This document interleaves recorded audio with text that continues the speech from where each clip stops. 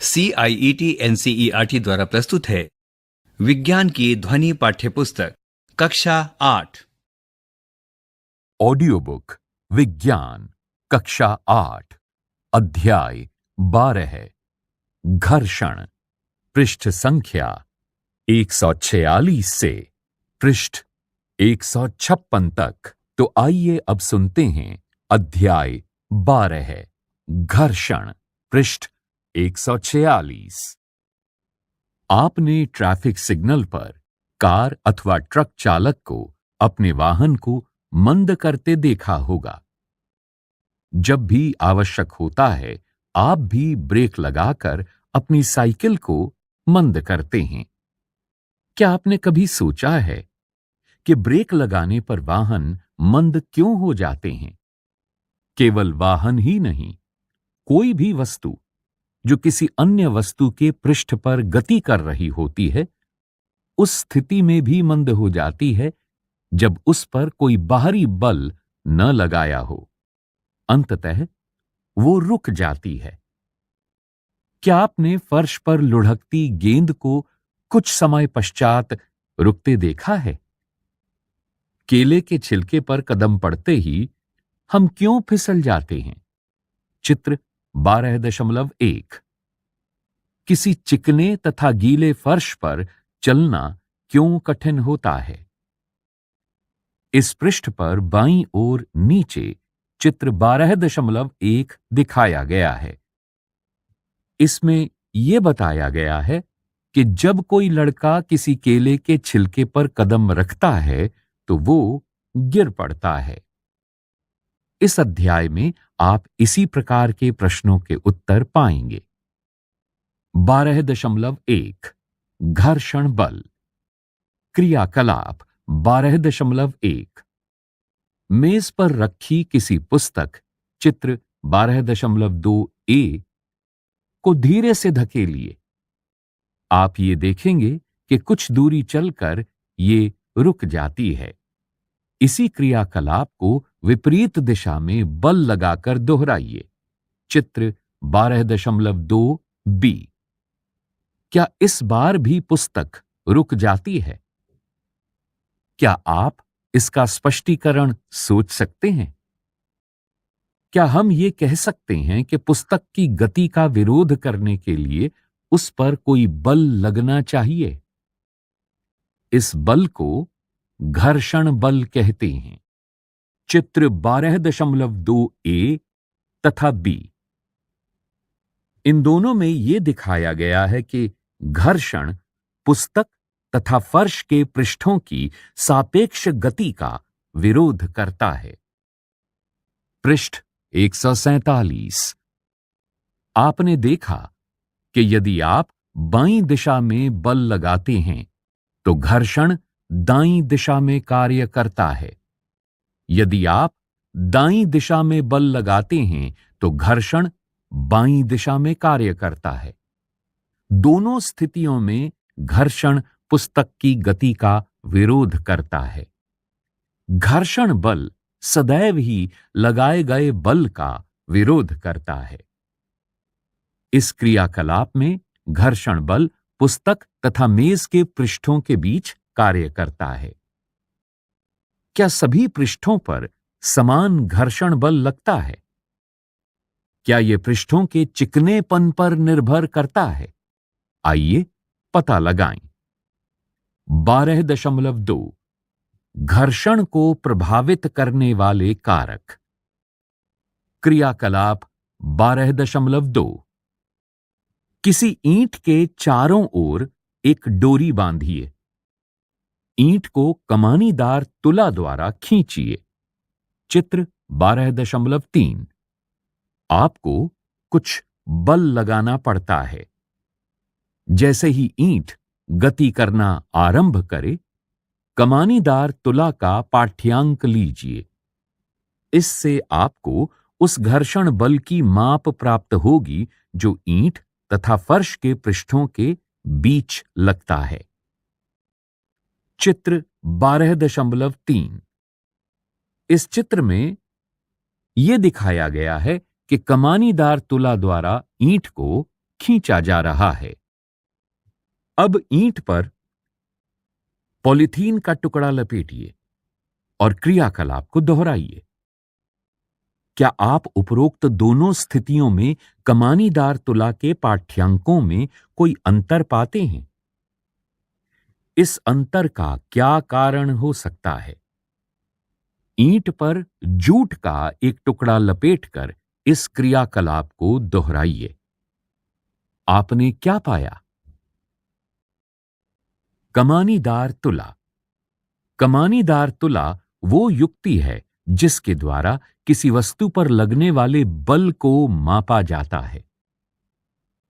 इसमें एक कुंडलित कमानी होती है जिसमें बल लगाने पर प्रसार हो जाता है। कमानी के इस प्रसार की माप इसके अंशांकित पैमाने पर चलने वाले संकेतक द्वारा की जाती है। पैमाने के पाठ्यांक द्वारा बल का परिमाण प्राप्त होता है। क्रियाकलाप 12.3। किसी चिकने फर्श अथवा किसी मेज पर कोई आनत समतल बनाइए।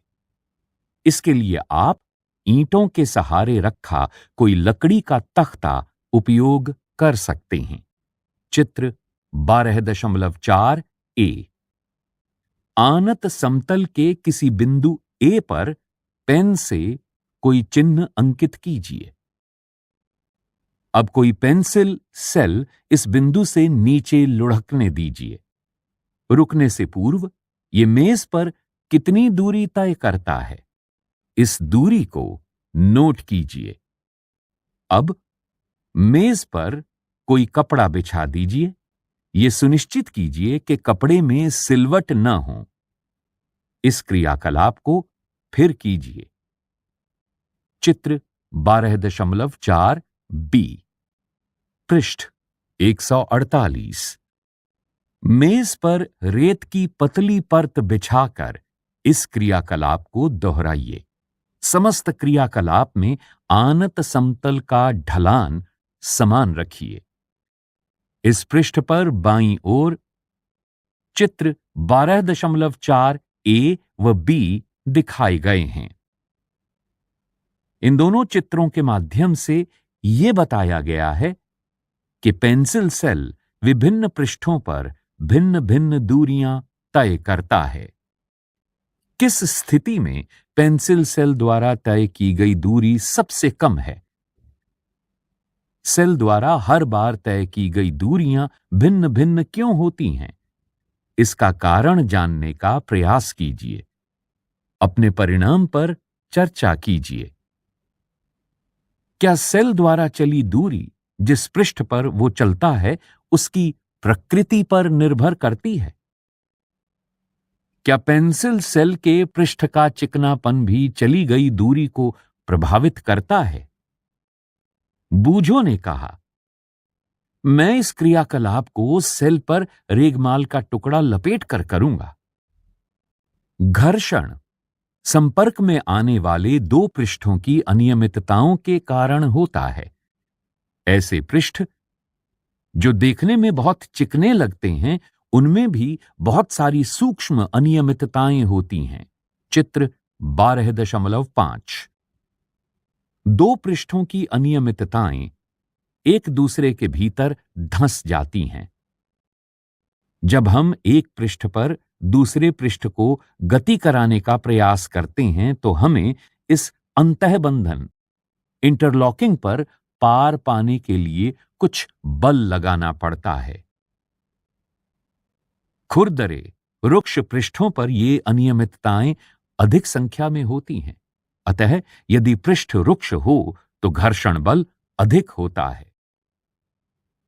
इस पृष्ठ पर 12.5 दर्शाया गया है। इस चित्र के माध्यम से पृष्ठीय अनियमितताएं दिखाई गई हैं। इस चित्र में नीले रंग में पुस्तक का पृष्ठ और भूरे रंग में मेज का पृष्ठ दिखाया गया है। पृष्ठ 149। हमने ये सीखा कि दो पृष्ठों के बीच अनियमितताओं के अंतःबंधन के कारण घर्षण होता है। स्पष्ट है कि यदि पृष्ठों को बलपूर्वक दबाएं तो घर्षण में वृद्धि हो जाएगी। इसका अनुभव आप किसी चटाई को उस समय खींचकर कर सकते हैं जब उस पर कोई व्यक्ति नहीं बैठा है तथा जब कोई व्यक्ति उस पर बैठा हो। इस पृष्ठ पर बाईं ओर बीच में चित्र 12.6 दर्शाया गया है। इस चित्र के माध्यम से यह बताया गया है कि बॉक्स को गतिमान रखने के लिए लगातार धकेलना पड़ता है। अपने उस अनुभव को याद कीजिए जब पिछली बार आपने किसी भारी बॉक्स को एक स्थान से दूसरे स्थान पर सरकाया था। चित्र 12.6। यदि आपको इस प्रकार का कोई अनुभव नहीं है तो अब इस प्रकार का अनुभव कीजिए। कौन सा कार्य आसान है? विराम अवस्था से किसी बॉक्स को गतिशील कराना अथवा किसी गतिशील बॉक्स को उसी दिशा में सरकाना। किसी रुकी हुई वस्तु को विराम से गति प्रारंभ करने की स्थिति में घर्षण पर पार पाने के लिए वस्तु पर लगाया जाने वाला बल स्थैतिक घर्षण की माप होती है। इसके विपरीत किसी वस्तु को उसी चाल से गतिशील रखने के लिए आवश्यक बल उसके सर्पी घर्षण की माप होती है। जब बॉक्स सरकना आरंभ कर देता है तो उसके पृष्ठ के संपर्क बिंदुओं को उतना समय नहीं मिल पाता कि वे फर्श के संपर्क बिंदुओं में धंस सकें। अतः सर्पी घर्षण स्थैतिक घर्षण से कुछ कम होता है।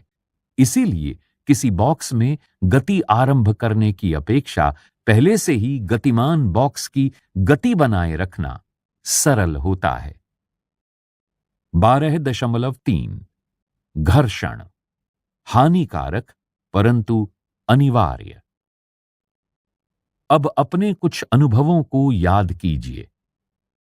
किसी कांच के गिलास अथवा किसी कुल्हड़ में से किसे पकड़े रखना आसान है? मान लीजिए किसी गिलास का बाहरी पृष्ठ चिकना है तथा उस पर पकाने के तेल की परत चढ़ी है, तो क्या उसे हाथ में पकड़ना आसान होगा अथवा कठिन हो जाएगा? जरा सोचिए। यदि घर्षण न हो तो क्या आपके लिए गिलास को पकड़े रखना संभव हो पाएगा? यह भी याद कीजिए कि मार्बल के गीले फर्श अथवा कीचड़ वाली पगडंडी पर चलना कितना कठिन होता है। क्या आप घर्षण न होने की स्थिति में चलने की कल्पना कर सकते हैं? यदि घर्षण न हो तो आप पेन अथवा पेंसिल से नहीं लिख सकते। जब आपके शिक्षक चाक से श्याम पट्ट पर लिखते हैं तो श्याम पट्ट का रुक्ष पृष्ठ रगड़ द्वारा चाक के कुछ कणों को उतार देता है जो श्याम पट्ट से चिपक जाते हैं और इस प्रकार श्याम पट्ट पर आपको लिखावट दिखाई देती है। इस पृष्ठ पर चित्र 12.7 दर्शाया गया है। इस चित्र के माध्यम से यह बताया गया है कि घर्षण के कारण दीवार में कील गड़ जाती है। पृष्ठ 150। यदि सड़क तथा वाहन के टायरों के बीच घर्षण न होता तो उन वाहनों की न तो गति आरंभ की जा सकती थी, न ही उन्हें रोका जा सकता था और न ही दिशा परिवर्तित की जा सकती थी। यदि कोई वस्तु गति आरंभ कर दे तो वो कभी नहीं रुकेगी यदि वहां घर्षण न हो। आप दीवार में कील नहीं ठोक पाते। चित्र 12.7। अथवा धागे में गांठ नहीं बांध पाते। घर्षण के बिना कोई भवन निर्माण नहीं हो सकता था। इस पृष्ठ पर बाईं ओर बीच में चित्र 12.8 दिखाया गया है। इस चित्र के माध्यम से यह बताया गया है कि घर्षण के कारण जूतों के तले घिस जाते हैं। इसके विपरीत घर्षण हानिकारक भी है। घर्षण के कारण वस्तुएं घिस जाती हैं, चाहे वो पेंच, बॉल बेयरिंग अथवा जूतों के सोल ही क्यों ना हो। चित्र 12.8। आपने रेलवे स्टेशनों पर पैदल ऊपरी पुलों की घिसी पिटी सीढ़ियां देखी होंगी।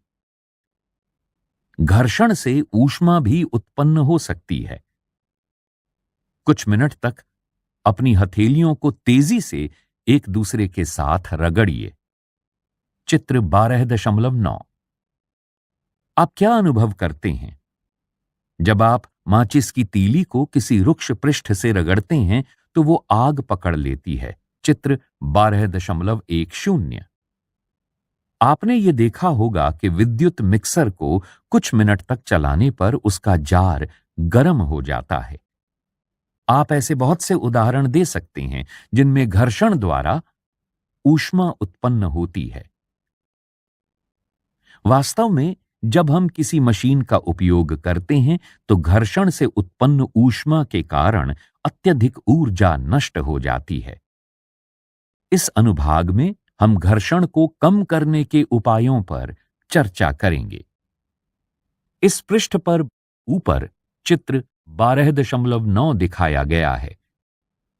इसके माध्यम से यह बताया गया है कि हाथों को रगड़ने पर आप गर्मी अनुभव करते हैं। इसके नीचे चित्र 12.10 दिखाया गया है। इसके माध्यम से यह बताया गया है कि घर्षण के कारण माचिस की तीली को रगड़ने पर वो आग पकड़ लेती है। पृष्ठ 151। 12.4 घर्षण बढ़ाना तथा घटाना। पिछले अनुभाग में आपने देखा कि कुछ परिस्थितियों में घर्षण वांछनीय होता है। क्या आपने कभी यह सोचा है कि आपके जूतों की तली खांचेदार क्यों है? चित्र 12.11 खांचे जूतों की फर्श से पकड़ बनाते हैं, जिसके कारण आप चलते समय सुरक्षित रहते हैं।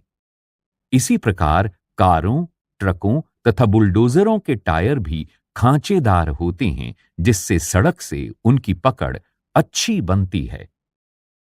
चित्र 12.11 जूते तथा चित्र 12.11 टायरों की तलियों को खांचेदार बनाकर घर्षण अधिक किया जाता है। स्वचालित वाहनों तथा साइकिलों की ब्रेक प्रणालियों में ब्रेक पैडों का उपयोग करके हम जानबूझकर घर्षण में वृद्धि करते हैं। जब आप कोई साइकिल चलाते हैं तो उसके ब्रेक पैड पहिए को स्पर्श नहीं करते, परंतु जब आप ब्रेक लीवर को दबाते हैं तो ये पैड घर्षण के कारण रिम की गति को रोक देते हैं और पहिया गति करना बंद कर देता है। आपने ये देखा होगा कि कबड्डी के खिलाड़ी अपने हाथों पर मिट्टी रगड़ते हैं ताकि वे अपने प्रतिद्वंद्वी को अच्छी तरह पकड़ सकें। व्यायामी जिम्नास्ट अपने हाथों पर कोई रुक्ष पदार्थ लगा लेते हैं ताकि घर्षण में वृद्धि करके अच्छी पकड़ बना सकें। यद्यपि कुछ अन्य स्थितियों में घर्षण अवांछनीय होता है, अतः हम उसे कम करना चाहेंगे।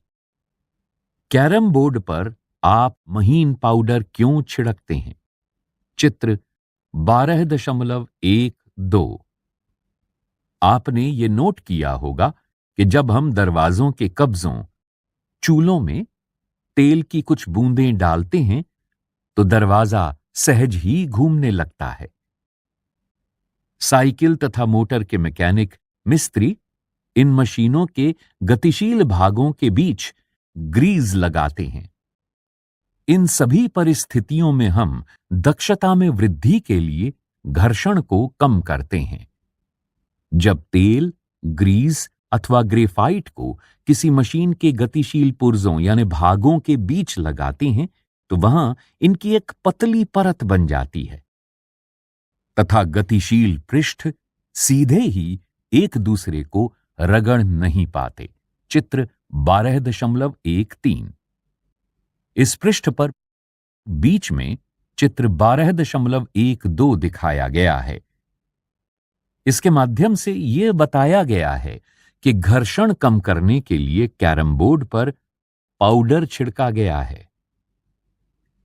इस प्रकार अनियमितताओं का अंतः बंधन का अंतः पाशन काफी सीमा तक दूर हो जाता है। गति सहज बन जाती है। घर्षण कम करने वाले पदार्थों को स्नेहक कहते हैं। कुछ मशीनों में स्नेहक के रूप में तेल का उपयोग न करने की सलाह दी जाती है। वहां पर घर्षण कम करने के लिए गतिशील पुर्जों के बीच वायु की गद्दी का उपयोग किया जाता है। इस पृष्ठ पर नीचे चित्र 12.13 दिखाया गया है। इस चित्र के माध्यम से स्नेहक का प्रभाव दर्शाया गया है। आप देख सकते हैं इस चित्र में भूरे रंग की सतह 1 है, बादामी रंग की चिकनाई है और नीले रंग की है सतह 2। पृष्ठ 152। बूझों ने पूछा, क्या हम पृष्ठों पर पॉलिश करके अथवा अत्यधिक मात्रा में स्नेहक पदार्थों का उपयोग करके घर्षण को घटाकर शून्य कर सकते हैं? पहेली ने कहा, घर्षण कदापि पूर्णतः समाप्त नहीं हो सकता है। कोई पृष्ठ पूर्णतः चिकना नहीं होता, उसमें कुछ अनियमितताएं अवश्य होती हैं। 12.5 पहिए घर्षण कम कर देते हैं। आपने अटैचियों तथा अन्य भारी सामानों असबाबों पर रोलर जड़े देखे होंगे। ऐसे सामानों को कोई छोटा बच्चा भी आसानी से खींच सकता है। चित्र 12.14। ऐसा क्यों होता है? आइए पता लगाएं। इस पृष्ठ पर बाईं ओर नीचे चित्र 12.14 दिखाया गया है। इसके माध्यम से यह बताया गया है कि लोटन घर्षण कम कर देता है। क्रियाकलाप 12.4 बेलनाकार आकृति की कुछ पेंसिलें लीजिए। इन्हें मेज पर एक दूसरे के समांतर रखिए। इनके ऊपर कोई मोटी पुस्तक रखिए। चित्र 12.15। अब पुस्तक को धकेलिए। आप ये पाएंगे कि पुस्तक के गतिशील होने पर पेंसिल लुढ़कती है। पेंसिल की इस प्रकार की गति को लोटनिक गति कहते हैं। क्या आप ये अनुभव करते हैं कि पुस्तक को सरकाने की तुलना में इस प्रकार गतिशील कराने से घर्षण कम हो गया है? क्या आपने भारी मशीनों को उनके नीचे लकड़ी के लट्ठे रखकर एक स्थान से दूसरे स्थान तक ले जाते देखा है? चित्र 12.15। इस चित्र के माध्यम से रोलरों पर पुस्तक की गति को दर्शाया गया है। जब एक वस्तु किसी दूसरी वस्तु के पृष्ठ पर लुढ़कती है तो उसकी गति के प्रतिरोध को लोटनिक घर्षण कहते हैं। लोटन घर्षण कम कर देता है। किसी वस्तु को दूसरी वस्तु पर सरकने की तुलना में लोटन करना सदैव आसान होता है। यही कारण है कि रोलर जड़ा सामान खींचना सुविधाजनक होता है। क्या अब आप ये समझ सकते हैं कि पहिए के आविष्कार को मानव जाति की महानतम खोजों में क्यों गिना जाता है? क्योंकि लोटनिक घर्षण सर्पी घर्षण से कम होता है। इसलिए अधिकांश मशीनों में सर्पण को बॉल बेयरिंग के उपयोग द्वारा लोटन में प्रतिस्थापित किया जाता है। छत के पंखों तथा साइकिलों में धुरी तथा नाभि यानी हब के बीच बॉल बेयरिंग का उपयोग इसके सामान्य उदाहरण हैं। चित्र 12.16। पृष्ठ 153। इस पृष्ठ पर बाईं ओर ऊपर चित्र 12.16 दर्शाया गया है। इस चित्र के माध्यम से यह बताया गया है कि बॉल बेयरिंग घर्षण कम कर देते हैं। 12.6 तरल घर्षण। आप जानते हैं कि वायु अत्यंत हल्की तथा विरल होती है, फिर भी इससे होकर गति करने वाली वस्तुओं पर वायु घर्षण बल लगाती है। इसी प्रकार जल तथा अन्य द्रव भी इनसे होकर गति करने वाली वस्तुओं पर घर्षण बल लगाते हैं। विज्ञान में गैसों तथा द्रवों को एक ही नाम तरल दिया गया है, अतः हम कह सकते हैं कि तरल इनसे होकर गति करने वाली वस्तुओं पर घर्षण बल लगाते हैं। तरलों द्वारा लगाए गए घर्षण बल को कर्षण भी कहते हैं। किसी तरल पर लगने वाला घर्षण बल उसकी तरल की सापेक्ष गति पर निर्भर करता है। घर्षण बल वस्तु की आकृति तथा तरल की प्रकृति पर भी निर्भर करता है। स्पष्ट है कि जब वस्तुएं किसी तरल में गति करती हैं तो उन्हें उन पर लगे घर्षण बल पर पार पाना होता है। इस प्रक्रिया में उनकी ऊर्जा का क्षय होता है, अतः घर्षण को कम से कम करने के लिए प्रयास किए जाते हैं। अतः वस्तुओं को विशिष्ट आकृतियां दी जाती हैं। आपके विचार से वैज्ञानिकों को इन विशिष्ट आकृतियों के बारे में कहां से संकेत प्राप्त होते हैं? वास्तव में उन्हें ये संकेत प्रकृति से मिलते हैं। पक्षी तथा मछलियां तरल में गति करते हैं। उनके शरीर का विकास इस प्रकार हुआ होगा कि तरल में गति करते समय घर्षण पर पार पाने में उनकी ऊर्जा का क्षय यथासंभव कम हो। आपने इन आकृतियों के बारे में कक्षा 6 में अध्ययन किया था।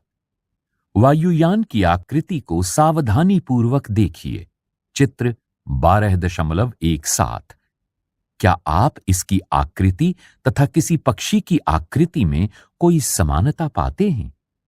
वास्तव में सभी वाहनों के डिजाइन इस प्रकार बनाए जाते हैं कि तरल घर्षण कम हो जाए। इस पृष्ठ पर सबसे नीचे चित्र 12.17 दर्शाया गया है। इस चित्र के माध्यम से यह बताया गया है कि एक हवाई जहाज और पक्षी की आकृति में समानता होती है। पृष्ठ 154। प्रमुख शब्द: बॉल बेयरिंग, कर्षण, तरल घर्षण, घर्षण, अंतःबंधन, स्नेहक, लोटनिक घर्षण, सर्पी घर्षण, स्थैतिक घर्षण।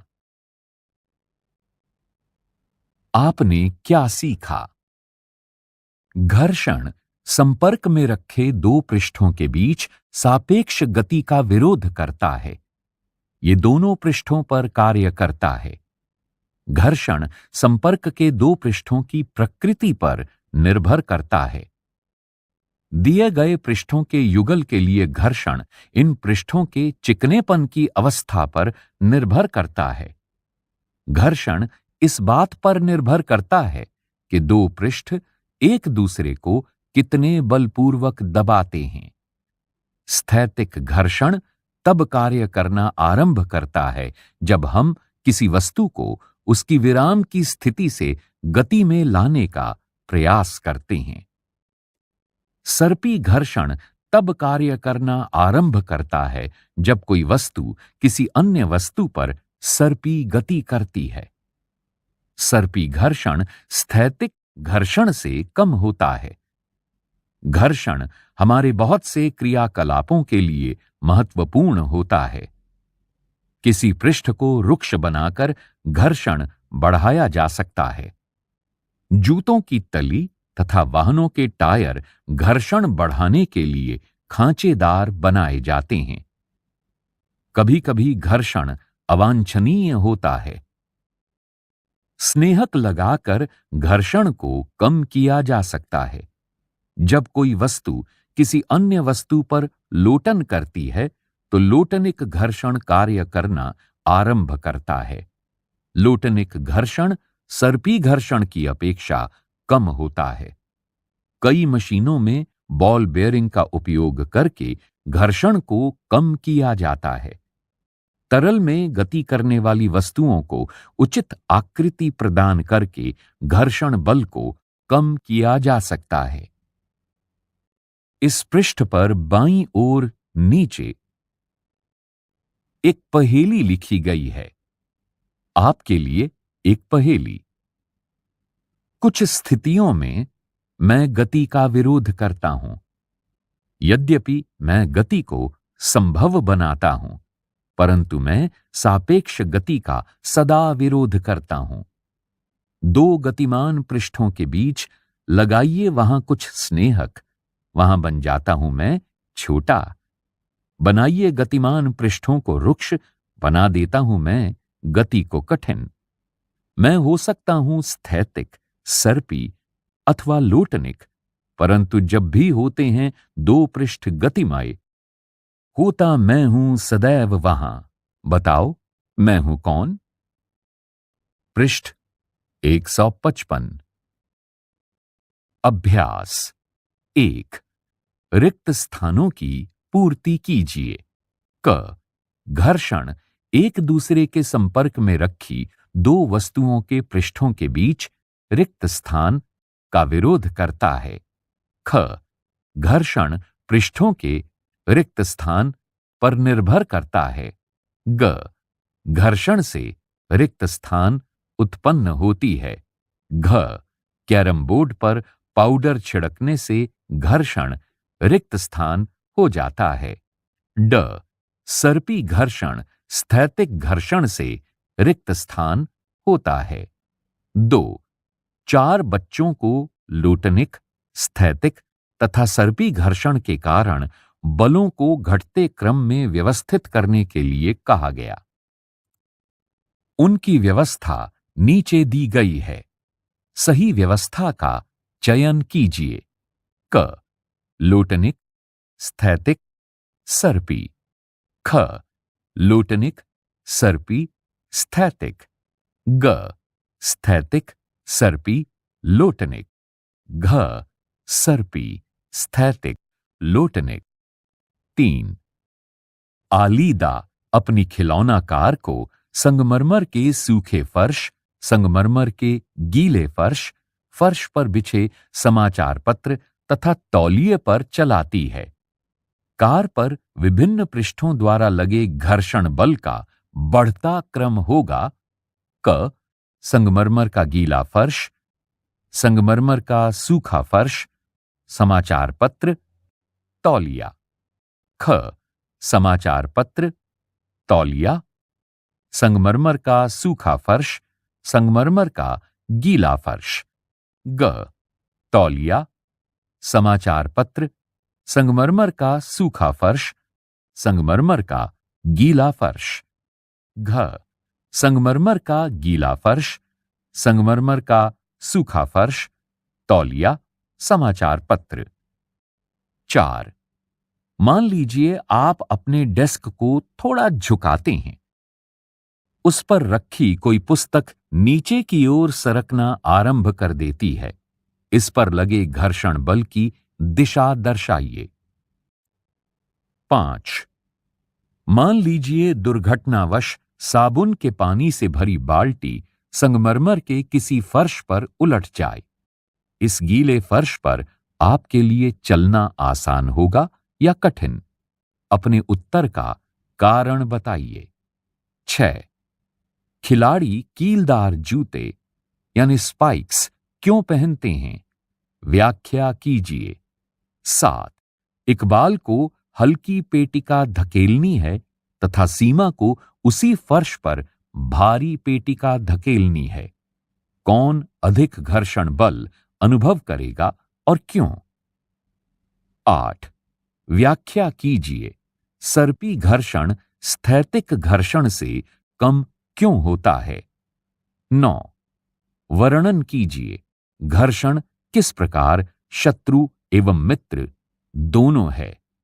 10. वर्णन कीजिए तरल में गति करने वाली वस्तुओं की आकृति विशेष प्रकार की क्यों बनाते हैं। पृष्ठ 156। विस्तारित अधिगम क्रियाकलाप एवं परियोजनाएं। 1. आपकी रुचि के खेल में घर्षण की क्या भूमिका है। इस खेल के कुछ ऐसे चित्र एकत्र कीजिए जिसमें खेलते समय घर्षण या तो सहायता कर रहा है अथवा विरोध कर रहा है। अपनी कक्षा के बुलेटिन बोर्ड पर इन चित्रों को उचित शीर्षक सहित प्रदर्शित कीजिए। 2. कल्पना कीजिए कि घर्षण यकायक समाप्त हो जाए। इससे जीवन किस प्रकार प्रभावित होगा। ऐसी 10 परिस्थितियों की सूची बनाइए। 3. किसी ऐसी दुकान पर जाइए जहां खेलों के जूते मिलते हैं।